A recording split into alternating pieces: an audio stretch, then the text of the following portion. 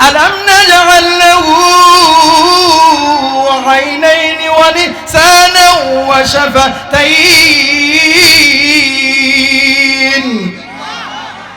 এই যে সুন্দর চোখ, সুন্দর নাক, সুন্দর কান, সুন্দর ঠোঁট, সবকিছু দিছেন তিনি কে? ফি আইয়ি সূরাতিন মা শাআ রাক্কাবাক।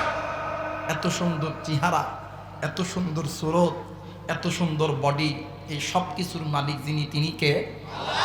মুসলমান ভাইরা আমার, বন্ধুগণ, আল্লাহ রাব্বুল আলামিন ডাক দিয়ে বললেন, পৃথিবীর মানুষ, আমি আল্লাহ রাব্বুল আলামিন তোমাদেরকে বড় দয়া কইরা, বড় মায়া কইরা আমি আল্লাহ রাব্বুল আলামিন তৈরি করছি। বান্দা তুমি শুনে নাও, আমি আল্লাহ তোমাদেরকে জাহান্নামে দেওয়ার জন্য বানাই নাই, আমি আল্লাহ তোমাদেরকে জান্নাতে দেওয়ার জন্য বানাইছি। একটু আওয়াজ করে বলেন সুবহানাল্লাহ। কিন্তু বান্দারে, আজকে কোন দুনিয়া পাইয়া, আজকে কোন দুনিয়ার অর্থ সম্পদ পাইয়া আমি আল্লাহরে বলিয়া, বান্দা তুমি মানুষ হইয়া মানুষের তন্ত্র মন্ত্রের দেখানো পথের প্রতীক হয়ে তুমি চলতেছ। ও বান্দা, তুমি শুনে নাও, শুনে নাও, তোমরা যেই মানুষ হইয়া এই যেই মানুষের এই যেই মানুষের বাতানো পথ, মানুষের তন্ত্র মন্ত্র পথের প্রতীক হয়ে চলতেছ, ওই মানুষের বাতানো পথের ভিতরে, মানুষের দেখানো পথের ভিতরে সব পথ আছে বাঁকা পথ, যেই পথগুলো তোমাদেরকে আমি আল্লাহর জাহান্নামে নিয়ে যাবে। বান্দা তুমি শুনে নাও, আমি আল্লাহ তোমাদেরকে জাহান্নামে দেওয়ার জন্য বানাই নাই। এই জন্য আমি আল্লাহ রাব্বুল আলামিন বলে দিলাম, আমার আল্লাহ বলেন, ওয়া আলাল্লাহি কাসদুস সাবিলি ওয়া মিনহা জাইর ওয়ালাউ শাআ লাহাদাকুম আজমাইন।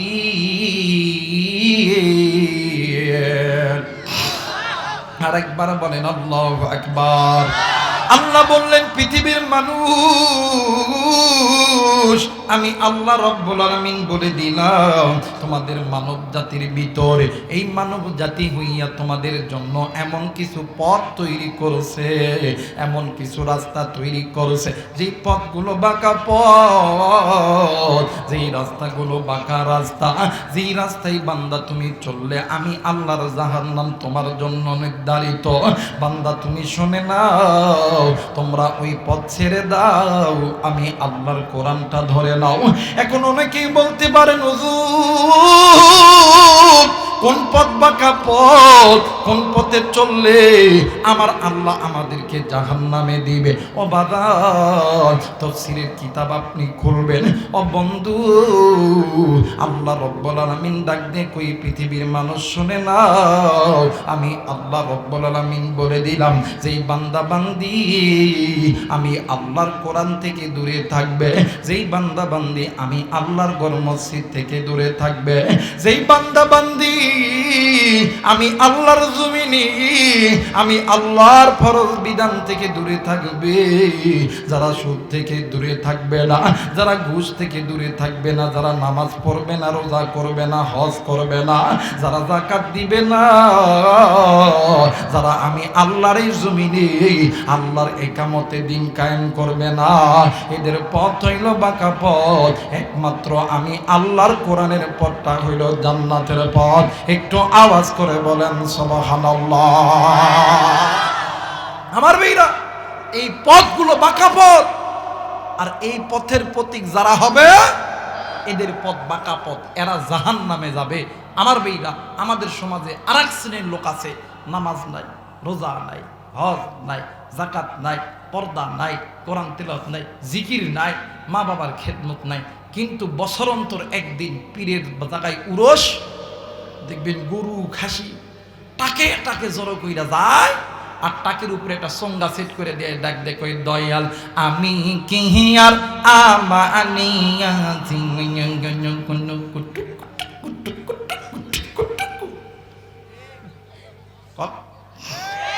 কথা কন, দয়াল আমার যা ছিল সবই তো তোমারই দিয়াছি, আমি কি আর আমারই আছি।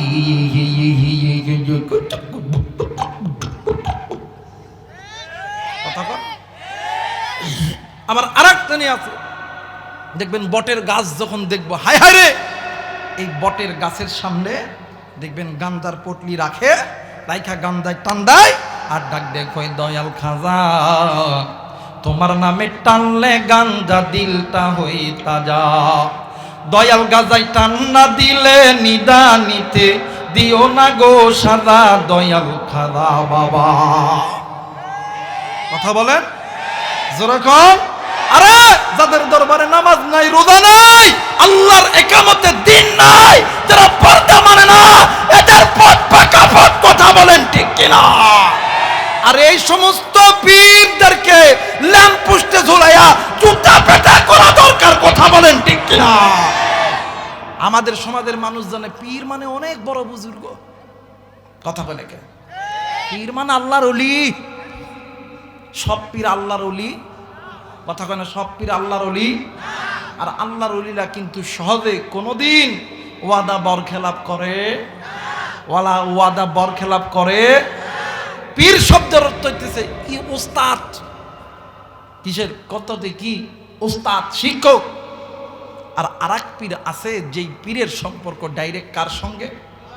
যারা বলেন কার সঙ্গে? ওই পীরের সঙ্গে থাকবেন।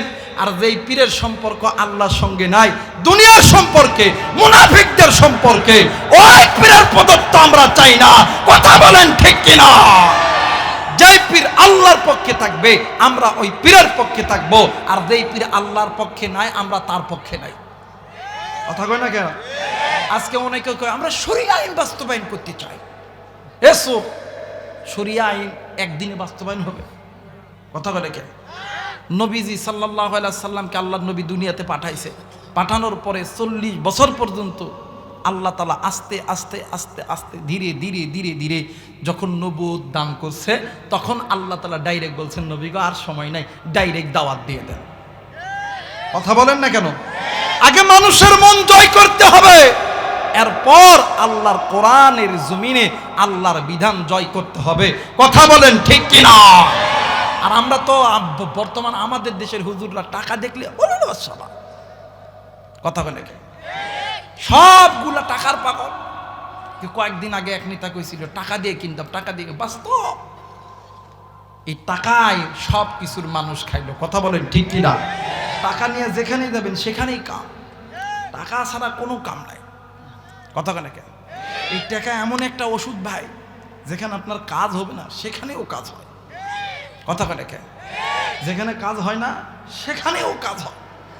আমি ভাই একটা কাজে গেছিলাম ভূমি অফিসে, আমার থেকে আর ঘুষও চাই না, কাজও করে না। তো একজন আমার দৌড়াদৌড়ি দেখে কয়, হুজুর শোনেন, আপনি এই কাগজ জীবনে বাইর করতে পারবেন না। কই তাই নেই? হ। আমি দেখি, এরে ওরে ফোন দেই। কয় ভাই টেনশন করেন না। ফোন দিয়ে দেই, কয় হুজুর সমস্যা নাই, অমুকে ফোন দিয়েছিল, টেনশন নাই, অমুক দিন আসেন। 4-5 দিন ঘোরার পর আমি কই দেখি তো। ওই ভাই যে আমার কইছে হুজুর আপনি পারবেন না। আমি কই ভাই আপনি পারবেন? কয় হ।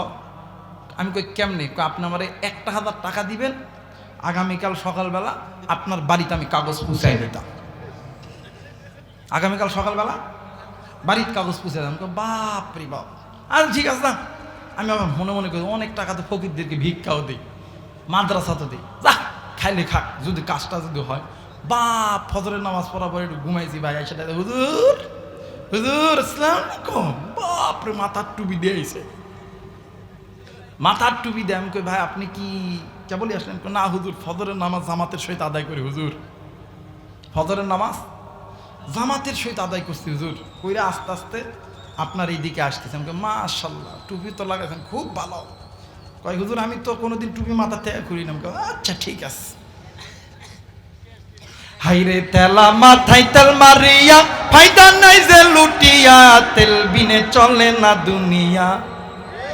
কথা কয় না রে?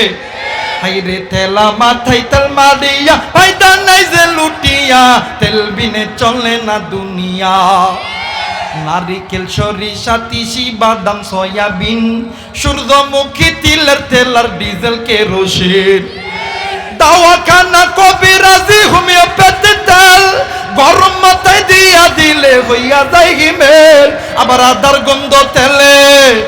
আদার গন্ধ তেলে গিন্নির পরান যে যায় জুরিয়া তেল বিনে চলে না দুনিয়া হয় না তেল বিনে চলে না দুনিয়া আমার ভাইরা আমার বন্ধুগণ এই হক কথাটা মনে আমাদের সমাজের কিছু হুজুর করতে চায় না এক শ্রেণীর হুজুর আছে 16 বছর আস্তাগফিরুল্লাহ নাউযুবিল্লাহ আস্তাগফিরুল্লাহ নাউযুবিল্লাহ কয়ে গেছে এখনো তারা আস্তাগফিরুল্লাহ নাউযুবিল্লাহ ওই প্ল্যাটফর্মে যাইতে কিন্তু বাদান একটা কথা মনে করে দিই আল্লাহ নবী সবসময় আস্তাগফিরুল্লাহ কয় নাই কথা বলে আল্লাহ নবী সবসময় লা হাওলা ওয়ালা কুওয়াতা ইল্লা বিল্লাহি কয় নাই আল্লাহ নবী আল্লাহর এই জমিনে একামতের দিনের জন্য যুদ্ধ করেছেন অস্ত্র ধরেছেন রক্ত দিয়েছেন আল্লাহ নবী জেল কাটছেন কথা বলেন ঠিক কিনা কি হবে বেঁচে থেকে অযথা বিদ্যা শিখে যদি না গড়তে পারো শোষণবিহীন সমাজটাকে কথা কয় না রে কি হবে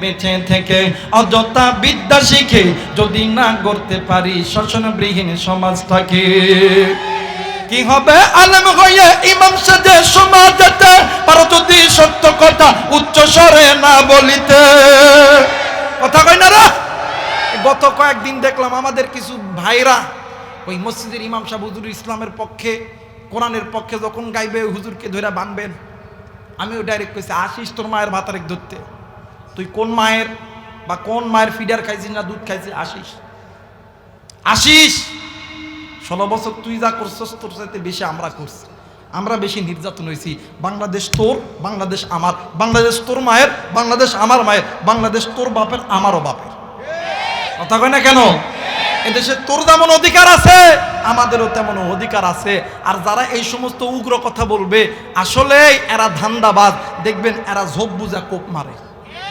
কথা কয় না এরা ঝোপ বুঝা কোপ মারে এদের কাছ থেকে সাবধান এরা হইল মুনাফিক এরা কনফিক কথা কয় না এরা কনফিক মুসলমান ভাইরা আমার বন্ধুগণ এই পথগুলো বাঁকা পথ একমাত্র আল্লাহর কোরআনুল কারীমের পথটা হইল জান্নাতের পথ বাবাজি কেন আপনি আমি আল্লাহর কোরআনুল কারীমের পথে থাকব না কেন আপনি আমি আল্লাহর পথে থাকব না কেন আপনি আমি কোরআন মানব না কেন আপনি আমি আল্লাহর ঘর মসজিদকে ভালোবাসব না কেন আপনি আমি নামাজ পড়ব না কেন আপনি আমি রমজানের রোজা রাখব না কেন আপনি আমি হজ করব না যাকাত দিব না মাগো কেন মা আপনি পর্দা করবেন না এরা বাজান কেন আপনি ইসলামের আল্লাহর এই জমিনে ইসলামের দিন কায়েম করবেন না কেন আপনি সুদ খাইবেন ঘুষ খাইবেন কেন আপনি মানুষ হইয়া মানুষরে হত্যা করবেন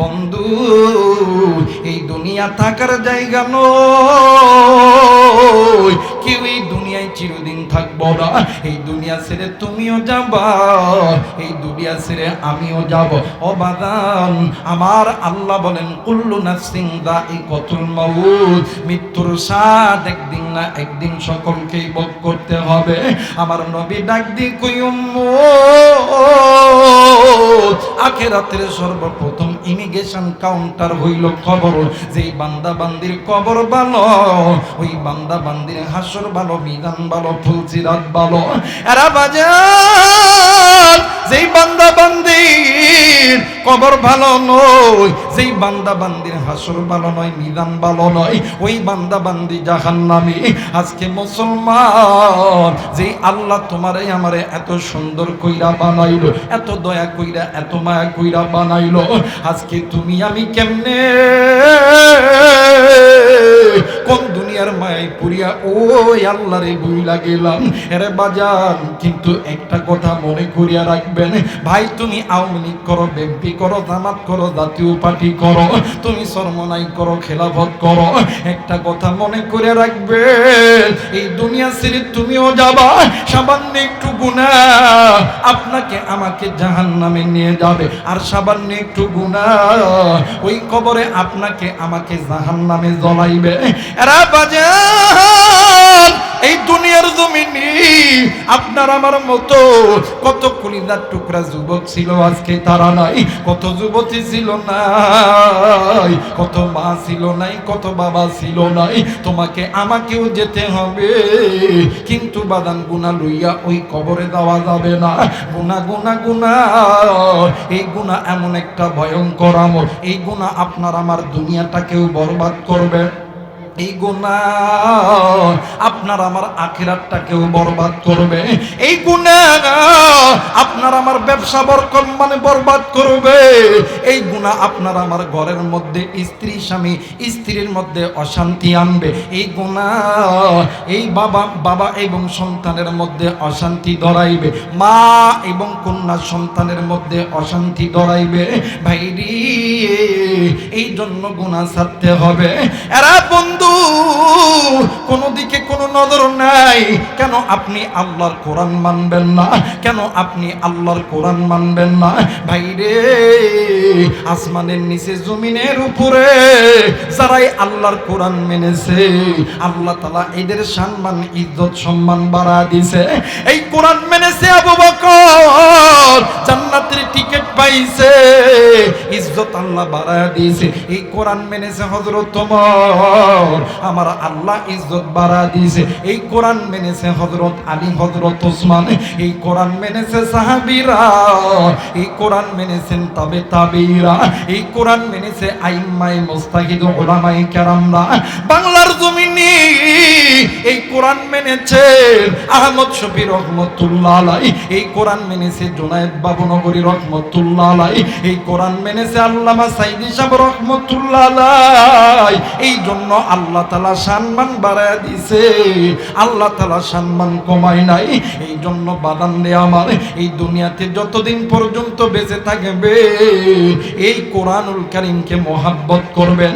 আমার আল্লাহ বলেন, বান্দা শোনো শোনো, আমি আল্লাহ রাব্বুল আলামিন বলে দিলাম, ফামানিত্তাবা হুদা ফালা ইয়াদিল্লু ওয়ালা ইয়াশকা। বান্দারে, দুনিয়ার জমিনে যদি কোনো বান্দা, যদি কোনো বান্দি আমি আল্লাহর কোরআনুল কারীমের ইত্তেবা করে, আমি আল্লাহ কোনোদিন তাদেরকে বেইজ্জতি করব না। আমি আল্লাহ তাদেরকে ইজ্জতওয়ালা বানায় দিব। আওয়াজ করে বলেন আল্লাহু আকবার। আরেকবার বলেন আল্লাহু আকবার। ভাইরে, দেখো দেখো আল্লাহর কোরআন মানলে কেমনে করে আল্লাহ তাআলা ইজ্জত বাড়া দেয়, কেমনে করে আল্লাহ তাআলা আপনার আমার ভাগ্য পরিবর্তন করে দেয়। আরে বন্ধু, নাম শুনছেন জগৎ বিখ্যাত একজন আলেম, নাম শুনছেন রে বন্ধু ইমাম গাযালী রহমাতুল্লাহ আলাইহি। ভাইজান, ইমাম গাযালী রহমাতুল্লাহ আলাইহি প্রতিদিন তাহাজ্জুদের নামাজে আল্লাহর ডাক দিয়ে কইতো, আল্লাহ ওগো মালিক, আমি ইমাম গাযালী দুনিয়ার এই সামান্য রোদের তাপ তো সহ্য করতে পারি না। ওগো মালিক, আল্লাহ গো, আমি এই মানে আল্লাহ গো, আমি সামান্য একটু আগুনের তাপ সহ্য করতে পারি না। আল্লাহ, তোমার নবীর হাদিস আল্লাহ গো, ও মালিক, দুনিয়ার সূর্যের চাইতে কোটি কোটি গুণ তাপ হবে হাসরের ময়দানে, মানে যেই সূর্যটা মানুষের মাথার কাছে চলে আসবে। আল্লাহ গো, দুনিয়ার আগুনের চাইতে কোটি কোটি গুণ ভয়াবহ হবে জাহান্নামের আগুন। আল্লাহ, আমি কেমনে করিয়া জাহান্নাম থেকে বাঁচব গো আল্লাহ? এই কথা ইমাম গাযালী প্রতিদিন রাত্রি বেলা বলে আর ডুকরে ডুকরে কান্দে। আজকে তুমি আমি সারাদিন ব্যস্ত থাকার পরেও, সারাদিন কাজ করার পর রাত্রি বেলা ঘুমানোর সময় আল্লাহর নামের জিকির করি না। তোমার আমার ঘরের ভেতরে যাই নামাজ আছে, নামাজ পড়ি না। তোমার আমার ঘরের মধ্যে আল্লাহর কোরআন আছে, আল্লাহর কোরআন তেলাওয়াত করি না। তুমি আমি তেলাওয়াত করি মোবাইল শরীফ, তুমি আমি তেলাওয়াত করি টিভি শরীফ। ভাই রে, দেখো ইমাম গাযালী রহমাতুল্লাহ আলাইহি প্রতিদিন তাহাজ্জুদের নামাজের ভিতরে আল্লাহর জাহান্নামের জাহান্নামের আগুন থেকে বাঁচতে চাই। আরে বন্ধু, একদিন ইমাম গাজালি রাত্রি বেলা আল ইমাম গাজালি রহমতুল্লাহ আলাইহি ঘুমাইছে। আমার আল্লাহ ডাক দিয়ে কই, গাজালি রে, তুমি প্রতিদিন বলো জাহান্নাম থেকে কেমনি করে বাঁচবো। আল্লাহ আল্লাহ তুমি আমাকে বলো না আল্লাহ। এরা গাজালি, আমি আল্লাহ তুই দেখা দিব কেমনি কইরা তুই জাহান্নাম থেকে বাঁচবি। গাজালি, তোমার এই এলাকার ভিতরে আমি আল্লাহর একজন গোলাম মারা গেছে। আমি আল্লাহর গোলাম, গরিব মানুষ, তার দাফন কাফনের ব্যবস্থা করার কেউ নাই। তুমি যাও যাও যাও, এরা দাফন আর কাফনের ব্যবস্থা করে দাও। জোরে বলেন আল্লাহু আকবার। এই মুসলমান বাবাইরা রে আমার, ইমাম গাজালি রহমতুল্লাহ আলাইহি সকালবেলা ফজরের নামাজ পড়ার পর বাদান্নে আমার এলাকার চারিদিকে ঘুরছে, কোথায় কোনো মানুষ মারা যায় নাই। বন্ধু, দুপুর হয়ে গেছে, সূর্য মাথার উপরে চলে আসছে। ইমাম গাজালি রহমতুল্লাহ আলাইহি ক্লান্ত শরীর নিয়ে একটা রাস্তার মোড়ে দাঁড়ায় আছে। হঠাৎ কইরা নজর কইরা দেখে রে, প্রত্যন্ত দূর অঞ্চল থেকে একজন বৃদ্ধ মানুষ লাঠির উপর ভর করিয়া হাঁটি হাঁটি পা পা করে আসতেছে। ইমাম গাজালি ডাক দিয়ে কই, চাচা গো, আপনি তো ওই প্রত্যন্ত দূর অঞ্চল থেকে আসতেছেন গো চাচা। ও চাচা, বলেন তো দেখি ওই প্রত্যন্ত দূর অঞ্চলকে এমন কোন মানুষ মারা গেছে কিনা। মুরব্বি ডাক দিয়ে কই, হুজুর, জি জি জি, একজন ব্যক্তি মারা গেছে। ওই ব্যক্তি গরিব মানুষ, দিন আনে দিন খায়, নুন আনে পান্তা ফুরাই। হুজুর, আল্লাহর বান্দার দুইটা সন্তান বাবার লাশ নইয়া রাস্তার ধারে বসে আছে। ইমাম গাজালি দৌড় দিয়া যাইয়া দেখি বাবার লাশ লইয়া দুইটি সন্তান কাঁদতেছে। এক ভাই আর এক ভাইরে ডাক দিয়ে কই, ভাই রে, এই দুনিয়ার জমিনে আমাদের টাকা নাই, পয়সা নাই, এই জন্য কি আমার বাবারে দাফন কাফন করার মতন কোনো জায়গা নাই। ভাই গো, এই দুনিয়ার জমিনে আমাদের টাকা নাই, পয়সা নাই, এই বলে কি আমার বাবার কাফনের কাফন কিনার মতন কোনো টাকা নেই। ইমাম গাজালি রহমতুল্লাহ আলাইহি ডাক দিয়ে কই, বাবা গো, এই নাও টাকা, জলদি করে জমি খরিদ করো। ও বাবা, এই নাও টাকা, জলদি করে বাজারে দিয়ে কাফনের কাফন কিনা আনো। আমি তোমার বাবার লাশটা দূত করব, আমি নিজ হাতে কাফনের কাপড় পরায়া দিব, আমি জানাজা করব, আমি নিজ হাতে তোমার বাবারে কবরে নামাবো। আওয়াজ করে বলেন আল্লাহু আকবার। আল্লাহর বান্দার ওই লাশটাকে ধুত করছে, কাফনের কাপড় পরায়া দিছে। আমার ভাইরা জানাজা যখন করবে, ইমাম গাজালি রহমতুল্লাহ আলাইহি জানাজায় দাঁড়ানোর আগে হঠাৎ করে কানের মধ্যে শব্দ আসছে। ইমাম গাজালি রহমতুল্লাহ আলাইহি পিছনের দিকে নজর করে দেখে হাজার হাজার মানুষ দৌড়ায়া দৌড়ায়া ডাক দিয়ে কই, একটু দাঁড়াও, আমরা জানাজায় শরীক হতে চাই। জোরে বলেন আল্লাহু আকবার। এখন ইমাম গাজালি রহমতুল্লাহ জানাজার মধ্যে ডাক দেখো, বাবা গো, একদিন হয়ে গেল লাশটা পড়ে আছে, তোমরা যে আসলা না, কারণ কি? ডাক দেখো, হুজুর, আমরা তো জানি না, কিন্তু গত রাত্রি বেলা এই এলাকার ভিতরে কে যেন আওয়াজ দিয়া বলছে, বান্দারে, তোরা যদি জান্নাতে যাইতে চাস, তোরা যদি আল্লাহর কাছে মাপ পাইতে চাস, যা, আমি আল্লাহর গোলামের জানাজায় শরীক হয়ে যা। সুবহানাল্লাহ। আর একবার বলেন সুবহানাল্লাহ। আমার মেয়েরা, হাজার হাজার মানুষ, যে জায়গায় মানুষ নাই। ইমাম গাজালি জানাজা করার পরে মানুষগুলো যখন খাটিয়া লইয়া যখন এক পা দুই পা করে যখন কবরস্থানের দিকে যায়, ইমাম গাজালির নজর কইরা দেখতেছে কে যেন কবরস্থানের ভিতরে থেকে ডাক দিয়ে কই, গাজালি, দেরি করিস না, জলদি করে আল্লাহর মেহমানকে আল্লাহর কাছে লইয়া যাইতে হইবে। সুবহানাল্লাহ বলেন। মুসলমান ভাইরা আমার, বন্ধুগণ, ইমাম গাজালি লাশটা লইয়া কবরের মধ্যে দাফন করছে। করার পরে ইমাম গাদালি রহমতুল্লাহ আলাইহি দাফন কাফন কমপ্লিট করার পরে বাড়ির দিকে চলে গেছে। ভাইজান ইমাম গাদালি রহমতুল্লাহ আলাইহি ঈশার নামাজ পড়ার পরে ঘুমাইছে। একটু পরে ঘুমানোর পরে তাহাজ্জুদের নামাজ পড়বে রে বন্ধু। ও বাদান ইমাম গাদালি রহমতুল্লাহ আলাইহি যখন ঘুমিয়ে গেছে, ইমাম গাদালি রহমতুল্লাহ আলাইহি স্বপ্নে দেখে বাদানে আমার দিনের বেলা যেই বান্দাকে কবরের নাম মারা মানে কবরের ভিতরে রাইখা আইছিল, আল্লাহর ওই বান্দার কবর কেমন জানি ফুলের বাগান হয়ে গেছে। আল্লাহর ওই বান্দা ফুলের বাগানের মধ্যে ঘোরাঘুরি করতেছে। ইমাম গাদালি ঘুম থেকে উঠিয়া ডাক দি কই আল্লাহ গো, ওগো মালিক, আল্লাহ গো তুই এই বান্দাকে আমি জানি না, আমি তো চিনি না, কিন্তু আল্লাহ গো তুমি এইটা কোন বান্দা, তোমার কেমন বান্দা যেই বান্দারে আমি দিনের বেলা দাফন কইরা আইছি, রাতের বেলা তার কবরটা জান্নাতের বাগান হয়ে গেছে। আল্লাহ গো আমি সকাল বেলা যাব, তার ফ্যামিলির কাছে জিজ্ঞাসা করব তোমার এই গোলাম কি এমন আমল করছে, ওই আমলটা আমিও করব। বন্ধুরি ইমাম গাদালি রহমতুল্লাহ আলাইহি ফজরের নামাজ পড়ার পরে চলে গেছেন ওই ব্যক্তির বাড়িতে। যাইয়া দেখে দুইটা সন্তান ফজরের নামাজ পড়িয়া বাড়ির মধ্যে ঢুকবে। ইতিমধ্যে হুজুর ডাক দিয়ে কই বাবা গো, ডাক দিয়ে কই হুজুর গো আপনি এত বড় বেলা আমার বাড়িতে কেন আইছেন গো হুজুর? ডাক দিয়ে কই বেটা রে আমি তোর মায়ের সঙ্গে একটু কথা বলতে চাই। ডাক দিয়ে কই হুজুর কেন কেন? ডাক দিয়ে কই তোমার মায়ের সঙ্গে তোমার বাবার সম্পর্কে জানতে চাই। আরে বাজান হুজুর ওই মৃত ব্যক্তির স্ত্রীকে ডাক দিয়ে কই বল আমি তোমার কাছে কিছু প্রশ্ন করতে চাই। ডাক দিয়ে কই হুজুর গো কি প্রশ্ন করতেছেন বলেন তো দেখি। ডাক দিয়ে কই বোন গো স্বামীর সবচেয়ে গোপন খবর থাকে স্ত্রীর কাছে। ও বোন এই জন্য আমি তোমার কাছে জিগাইলাম, আমি তোমার কাছে জিগাইতে চাইতেছিলাম বলো তো দেখি বোন তোমার স্বামী কি এমন আমল করতো? আল্লাহর বান্দি মহিলা ডাক দিয়ে কই হুজুর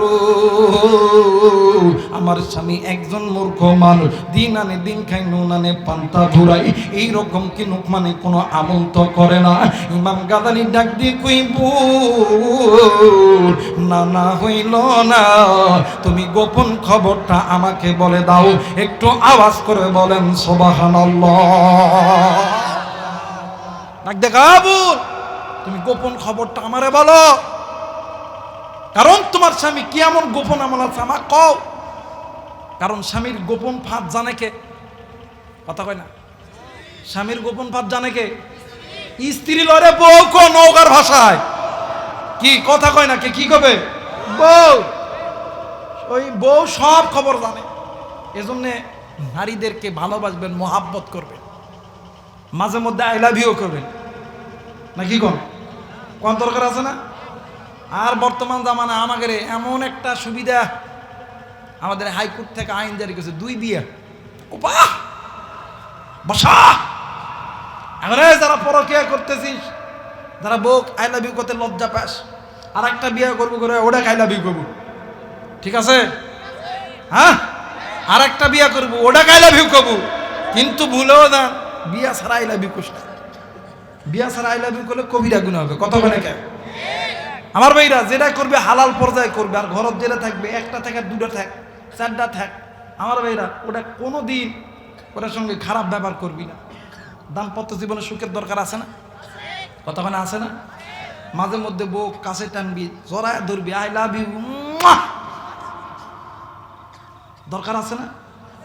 আই মিয়া বউ সুমা দেওয়া আই লাভ ইউ কয় সুন্নত মিয়া। যুবক তোরা তো সিপা সাবার মধ্যে অনেক যা সুম্মা দিস। আসিতেছে 14 ফেব্রুয়ারি উপলক্ষে বিশ্ব আন্তর্জাতিক লুচ্চা দিবস। কত হয় নাকি এই চকগড়ি থেকে তো মোটরসাইকেল করে লিয়া যাবে জলিলের পার্ক, চলে যাবেন ওই আনানা টানানা কি পার্ক আছে ওটি যাবনি, যে এত খালি চিপা খুঁজবনি, ওটা বাদ দিয়ে হালাল ভাবে বিয়ে কর। কথা কয় নাকি? হালালের মধ্যে আল্লাহর বরকত আছে, আর হারামের মধ্যে বরকত। কথা কোনে বরকত?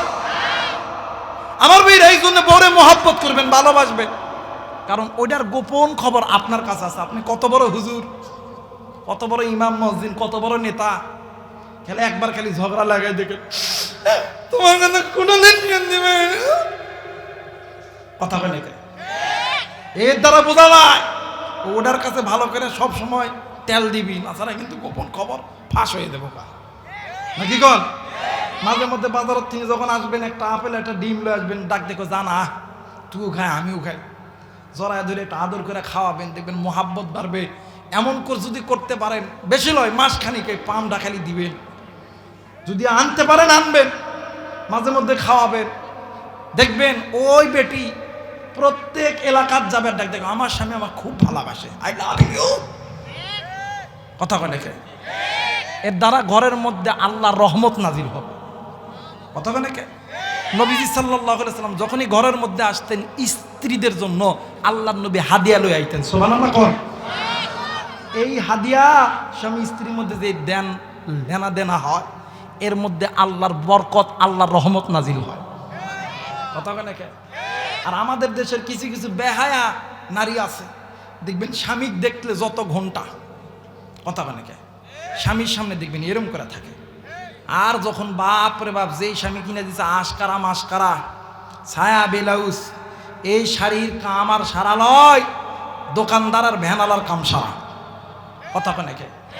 মাগো যত পারেন স্বামীর সঙ্গে খোলামেলা ঘুরবে।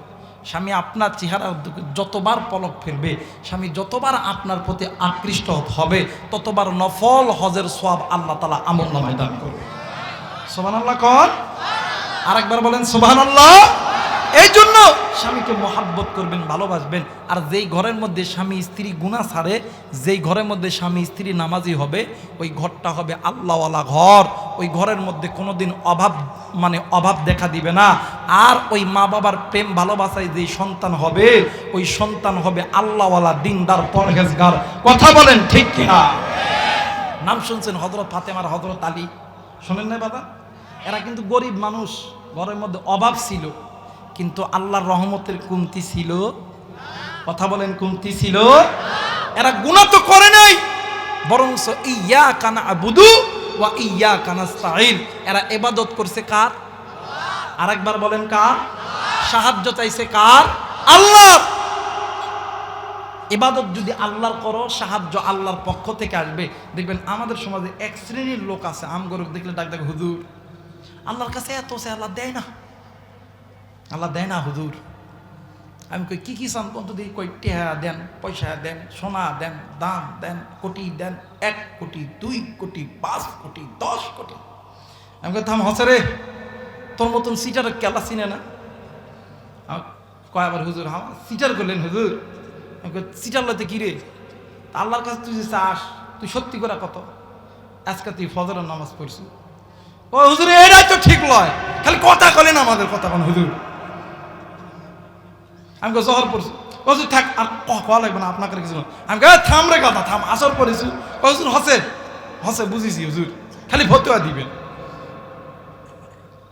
আমার ভাইরা, স্বামী আর স্ত্রী খালি বিয়া করছেন করে না, খালি ঘরের মধ্যে থুছেন। 1 দিন 2 দিন 3 দিন 4 দিন যদি বইয়ের কাছে না দান, ওই বউয়ের সঙ্গে দেখা না করেন, ভালো মতন হাসি মুখে কথা না কন, ওই ভালোবাসা টিকবে কথা বলে টিকবে? আপনিও যেমন করবেন, বইয়ের লোকে রাগ করে এই দিক টাকা থুবেন, না লাও এটা লাও, তখন বউ কবে তুইও খা কথা বলে। এখানে অনেক যুবক আছে, দেখবেন এরা যখন নতুন নতুন কোনো মাইয়াক যখন পছন্দ করে, আমার ভাইরা দেখবেন চকগড়ি স্কুলের গেটের সামনে একদিন দাঁড়াবে, একদিন বাজারও, আর একদিন রাস্তা দেখার পায় এক বান্ধবী কবে শোন, তোর বান্ধবীকে আমি খুব ভালোবাসি, শোন তুই আমার প্রেমটা করে দিলে, আমি তো একটা চকলেট খেলাম না, খুব সুন্দর করে লে। ঠিক আছে লে, দেখ বান্ধবী ওই অমুক ভাইয়া তো পছন্দ করে, ভাইয়াটা হেবি ভদ্র, হে লে তুই প্রেম কর প্রেম কর। আমি পরীক্ষা করবো না। ওই কি পরীক্ষা করবো ক? আমি যা ভাইয়া কমনি যাই করতে ভাইয়া রে বসে যে সকালবেলা ঠান্ডার মধ্যে খেলে একটা গেঞ্জি পরে দেয়, দাঁড়া থাকবে, ওই গেঞ্জি পরা দেয় মগার মতন দাঁড়া আস। আমার ভাইরা কারো কারো কাছ থেকে কিছু পাইতে হলে আগে কিছু দিতে, কথা কেন আগে কিছু দিতে হয়। আপনি আল্লাহর কাছ থেকে নিবেন। দিনে 5 বার আল্লাহর ঘর মসজিদ তোমারে ডাকে, তুমি 5টা বার তুমি এই কপালটা মালিকের দরবারে তুমি ঠেকাও না। তুমি কেমনে বলো আল্লাহ টাকা দাও, পয়সা দাও? এর দ্বারা বোঝা যায় আল্লাহ সিটারও চিনে, বাটপারও চিনে। তোর তো কপাল ভালো, তুই যে সারাদিন এই পরিমাণে গুনাহ করস, আল্লাহ এই জবানটা বন্ধ করে নাই। তুই সারাদিন যেই পরিমাণে হাত দিয়ে গুনাহ করস, আল্লাহ হাতটা পঙ্গু করে নাই। এই চোখ দিয়ে যেই পরিমাণ গুনাহ করস, এই চোখটা তো আল্লাহ কালা করে নাই। এই যে পা দিয়ে হেঁটে হেঁটে গুনাহ করস, এই পাটাও তো আল্লাহ ন্যাংরা করে নাই। এটা তোর 14 গোষ্ঠীর ভাগ্যি। কথা বলেন জোরে কর। এই জন্য ইবাদত করতে হবে কার? জোরে বলেন কার? সাহায্য চাইতে হবে কার? আর যেই ইবাদত আল্লাহর হুকুম নবীর তরিকায় হবে, ইবাদতটা ছোট হোক, ওই ইবাদতটাই আপনার আমার জন্য নাজাতের ওসিলা। কথা বলেন না কেন? মুসলমান ভাইরা আমার, বন্ধুগণ, আমল যদি ছোট হয়, ওই আমলটাও আপনার আমার জন্য জান্নাতে যাওয়ার রাস্তা হয়ে যাবে রে বন্ধু। অবাদান নাম শুনছেন হযরত আলী রাদিয়াল্লাহু তাআলা আনহু, নাম শুনছেন হযরত ফাতেমা রাদিয়াল্লাহু তাআলা আনহা। একদিন হযরত আলী রাদিয়াল্লাহু তাআলা আনহু ইশারা নামাজ পড়ার পর বাড়ির দিকে রওনা নিছে। বাজানরি হযরত আলী দাইয়া দেখি ফাতেমা কেমন যেন তন্নাচ্ছন্ন হইয়া পইরা আছে। হযরত আলী রাদিয়াল্লাহু তাআলা আনহু ফাতেমারে বুকে জড়াইয়া ফাতেমার কপালের মধ্যে চুম্মা দিয়া ডাক দিয়ে কই, ফাতেমা রে, আসো আসো আসো আসো, তুমি আমার উরাতের উপর মাথাটা রাইখা দাও, আমি তোমার একটু খেদমত করি। হযরত আলী রাদিয়াল্লাহু তাআলা আনহু এই 10টা হাতের আঙ্গুলি হযরত ফাতেমার খেদমতে লাগায় দিয়েছেন। এই জায়গায় অনেক মা আছেন, অনেক বোন আছেন, অনেক ভাই আছেন রে বাবা, অনেক কলিজার টুকরা বাবা দিয়ে আছেন। এ বাবা, চাচি আপনারে ভালোবাসে না, ভাই ভাবি আপনারে ভালোবাসে না, ও দাদিয়া দাদি আপনারে ভালোবাসে না, ও দাদি দাদা আপনারে ভালোবাসে না, নানি রে নানা আপনারে ভালোবাসে না, ও কপুর দুলা ভাই আপনারে ভালোবাসে না, ভাবি ভাই আপনারে ভালোবাসে না। আজকে থেকে এই আমলটা করবেন, যখন তোমার স্বামী যখন তোমার কাছে আসবে, তুমি তোমার এই হাতের 10টি আঙ্গুল তোমার স্বামীর মাথায় খেদমতে লাগায় দিবা। স্বামীরা যারা আছেন, স্ত্রীকে যখন কাছে পাইবেন, হাতের এই 10টি আঙ্গুল আপনার স্ত্রীর মাথায় লাগায় দিবেন। হযরত আলী বলেন, পৃথিবীর মানুষ এই সুন্নতের আমল যারা করবে, ওই স্বামী স্ত্রীর ঘরের মধ্যে কোনোদিন আল্লাহর রহমত থেকে বঞ্চিত হবে না। ও বাদান, এই বাদানে আমার খেদমত করতে করতে হযরত আলীও ঘুমায়, ফাতেমাও ঘুমায়। রাত্রি যখন গভীর হইয়া গেছে, হযরত ফাতেমা ডুকরে ডুকরে কান্না শুরু করেছে। আলীরও ঘুমটা ভেঙে গেছে। আলী ডাক দিয়ে কই, ফাতেমা রে, তুমি কেন কান্দো? তোমার কান্নার কারণ কি? জলদি করে বলো না।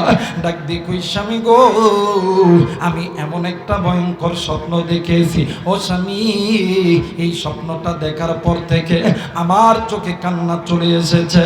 হযরত আলী ডাক দিয়ে কই, ফাতেমা রে, তুমি কি এমন স্বপ্ন দেখেছো? ফাতেমা ডাক দিয়ে কই, স্বামী গো, আমি যেই স্বপ্ন দেখেছি, এই স্বপ্নের কথা আপনার কাছে বলবো না, আমি বলবো আমার নানা, আমি বলবো আমার বাবা নবী মুহাম্মাদের কাছে। ভাইজান, আল্লাহ নবীর কলিজার টুকরা বেটি হযরত ফাতেমাকে হযরত আলী বুকের মধ্যে নিয়ে আদর করতেছিলেন। হঠাৎ করে পাশের ঘর থেকে ইমাম হাসান আর হুসাইন ডুকরে ডুকরে কান্দে। আলী আর ফাতেমা ডাক দিয়ে কই, স্বামী গো, পাশের ঘরে ইমাম হাসান আর হুসাইন কেন কান্দে? স্বামী আর স্ত্রী দুজন দইরা দেয়। ডাক দিয়ে কই, বাবা গো, তোমরা দুন ভাই কেন কান্দো? ডাক দিয়ে কই, আব্বু গো, আমরা দুন ভাই আজকে রাত্রিবেলা এমন একটা ভয়ঙ্কর স্বপ্ন দেখেছি। ও মা, এই স্বপ্নটা দেখার পর থেকে আমাদের কেমন জানি ভয় লাগতেছিল। ফাতেমা ডাক দিয়ে কই বেটা রে, বল বল বল তোরা কি এমন স্বপ্ন দেখেছিস? ডাক দিয়ে কই না গো মানা, আমরা যে স্বপ্ন দেখেছি এই স্বপ্নের কথা আপনার কাছে বলবো না। হযরত আলী ডাক দিয়ে কই বাবা গো বল তোরা কি স্বপ্ন দেখেছি? ডাক দিয়ে কই না বাবা না, আমরা দুনু ভাই যে স্বপ্ন দেখেছি এই স্বপ্নের কথা আমার মায়ের কাছে বলবো না, আপনি বাবার কাছেও বলবো না।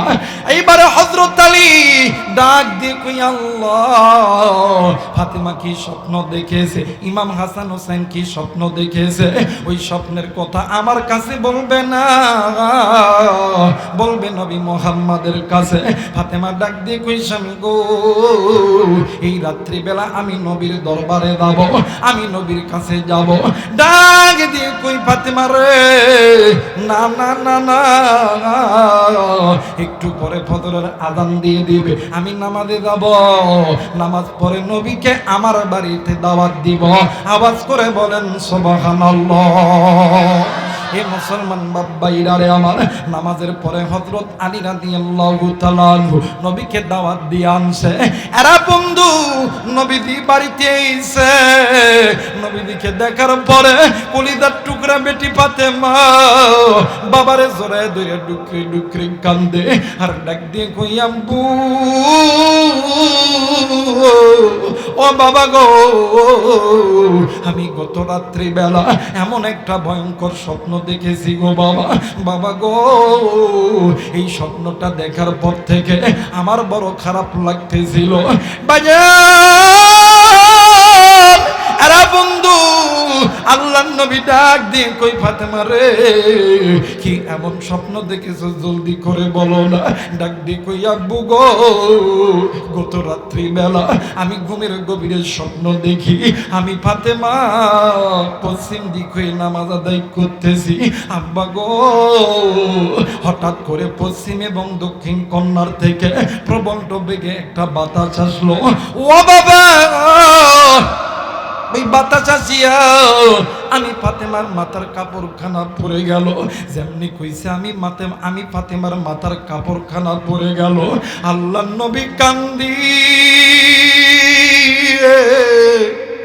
নবীজির কান্না দেখিয়া হযরত ফাতেমাও ডুকরে ডুকরে কান্দে।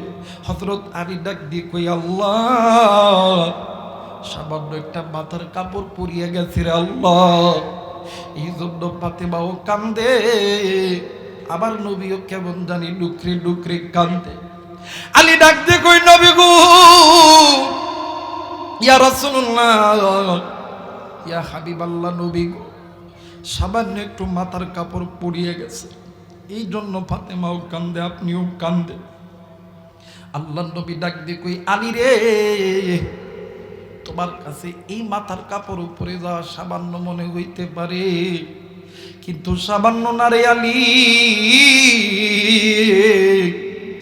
আমার আল্লাহ আমার বেটি ফাতেমাকে এই পৃথিবীর জমিনে যত নারী আছে সমস্ত নারীদের সর্দারিনী বানায় দিছে। আমার আল্লাহ এই মাথার কাপড়ের নিশানা দিয়া দেখা দিছে। ডাক দিয়ে কই ফাতেমা রে, তোমার যেই মাথায় যেই বাতাস আসছে এই বাতাসটা হইল পশ্চিম এবং দক্ষিণ কর্নার থেকে।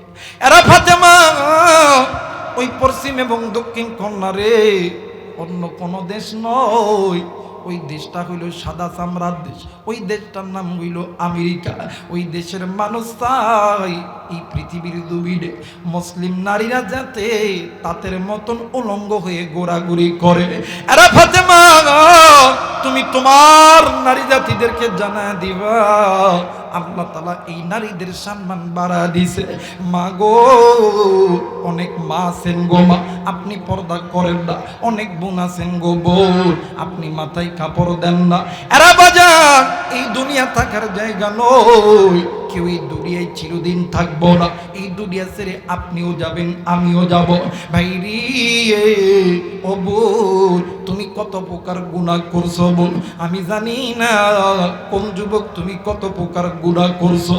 বাজান্ডি আল্লাহর এই জমিনে আল্লাহর একজন গোলাম ছিলেন আল্লামা ইবনুল জাওজি রহমাতুল্লাহ আলাইহি। ভাইরে আমি জানি না রে বন্ধু, আজকে এই জান্নাতের বাগানে আসার সময় কি গো বন্ধু তুমি ওই বাজারের দ্বার দিয়ে আইছো, আমি জানি না রে কি গো তুমি ওই পুকুর পাড়ের পার দিয়ে আইছো।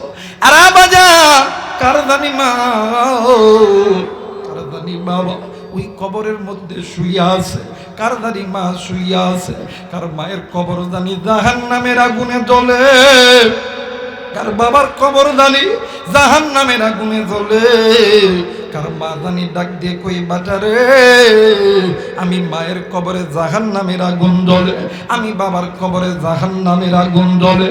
সন্ধ্যে বেটা শুন, আমি মা এই কবরে আযাব সহ্য করতে পারি না। আরে বেটা আজকে তুই আরামের বিছানা পাইয়া তুই ঘুমাইলি, আমি মায়ের কথা কি তোর একটু মনে পড়ে না?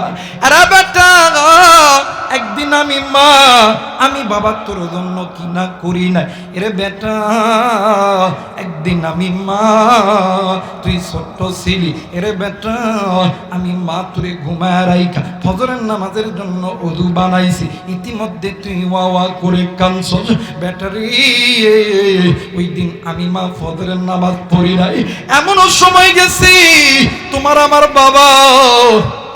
বাবা তোমারে আমারে লইয়া তোমারে আমারে রাইখা মসজিদে যাবে, ইতিমধ্যে তুমি আর আমি বাবার কোলে লাফ দিয়া উঠছি, ওই বাবার কোলে প্রস্রাব করছি, পায়খানা করছি। ওই বাবা নামাজ পড়ে নাই, জহর পড়ে নাই, আসর পড়ে নাই, মাগরিব পড়ে নাই, ঈশা পড়ে নাই।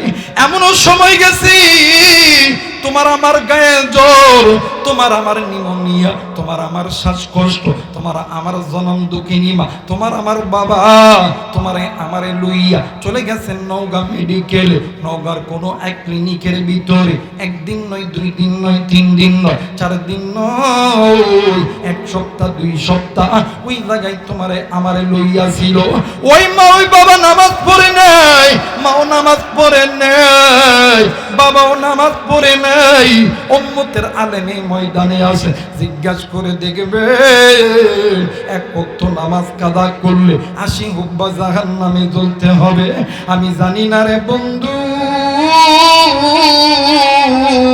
এই ময়দানে কার মা জানি নামাজ কাদা কইরা গেছে, কার বাবা জানি নামাজ কাদা কইরা গেছে, কার মা জানি ডাক দিয়ে কই বেটা রে আমি মায়ের কবরে জাহান্নামের আগুন জ্বলে। বেটা শুনলে বেটা শুন, আমি বাবার কবরে জাহান্নামের আগুন জ্বলে। বেটা আমি মা সহ্য করতে পারি না, আমি বাবা সহ্য করতে পারি না। এরা নওগাঁর বাবা দিরাও, এরা কলিজার টুকরা যুবক ভাইরা, আজকে তুমি আমি ওই মায়ের জন্য কে কে দোয়া কইরা বাড়িতে যাবে? 2 হাত উঁচু করিয়া আমার আল্লাহরে দেখায়া দাও। নারায়ে তাকবীর, নারায়ে তাকবীর। আল্লাহ গো তুমি নজর কইরা দেখো, আল্লাহ পিতা মাতার নেককার সন্তান হাত উঠাইছে, মায়ের জন্য বাবার জন্য দোয়া কইরা যাবে। আল্লাহ তুমি এই হাতগুলোকে কবুল করে নাও, জোরে জোরে বলেন আমিন। মুসলমান বন্ধুরে আজকে তুমি আমি কোন মায়ের জন্য দোয়া করব না, কোন বাবার জন্য দোয়া করব না? এই পৃথিবীর জমিনে বন্ধু বলো, বান্ধবী বলো, ভাই বলো, বোন বলো, স্ত্রী বলো, সন্তান বলো, সবাই তোমারে আমারে ভালোবাসে স্বার্থের লোভে। স্বার্থ ছাড়া 2 জন ব্যক্তি ভালোবাসে, একজন হইল মা আর একজন হইল বাবা। ওই মা যেদিন মরিয়া যাইবি, ওই বাবা যেদিন মরিয়া যাইবে, ওই দিন বুঝবি তুই কত বড় নিয়ামত হারাইছ। এই জন্য মা বাবা জিন্দা থাকতে কদর করো, চইলা গেলে আর পাবা না। বাইরে এই তো বাদান 2 দিন 4 দিন 1 সপ্তাহ পরে যখন বাড়িতে আসি, বাড়ির দরজায় এসে যখন মা কয়া ডাক দি, অনেক সময় বাদান নিয়ে আমার কলিং বেলে টিপতে হয়, ডাকতে হয়, কেউ ওঠে না, ভাই তাকে ভাবি তাকে কেউ ওঠে না। মা কয়া যখন ডাক দি মোরে, জনম দুঃখিনী মা অসুস্থ শরীর নয়া ডাক দিয়ে কই বাবা রে দাঁড়া দাঁড়া দাঁড়া আমি আসতেছি। আরে বন্ধু আজকে যুবক তুমি ওই মায়েরে ভালোবাসো না, ওই বাপরে ভালোবাসো না কেন যুবক? তুমি মারে ভালোবাসবা না, তোমার যেমন মা নাই রে যুবক। তোমার আমার নবীরও কিন্তু মা ছিল না, তোমার যেমন বাবা নাই তোমার আমার নবীরও কিন্তু বাবা ছিল না। তুমি আমি যেমন এতিম, মাও নাই বাবাও নাই, তোমার আমার নবীও কিন্তু ছিল এতিম, তোমার আমার নবীরও মাও নাই বাবাও নাই। আরে বন্ধু ওই নবী যখনই একা একা বসে থাকতো আল্লাহরে ডাক দিয়ে কইতো আল্লাহ তুমি আমার মা তুমি আমার বাবারে মাফ করিয়া দাও। ওই নবীর উম্মত হইয়া আজকে ওই নবীর উম্মত হইয়া তুমি আমি ওই মা বাবার জন্য আল্লাহর কাছে মাফ চাইবো। কে কে রাজি আছে? দুই হাত উঁচু করিয়া আমার আল্লাহরে দেখায়া দাও। নারাই তাকবীর, নারাই তাকবীর, নারাই তাকবীর।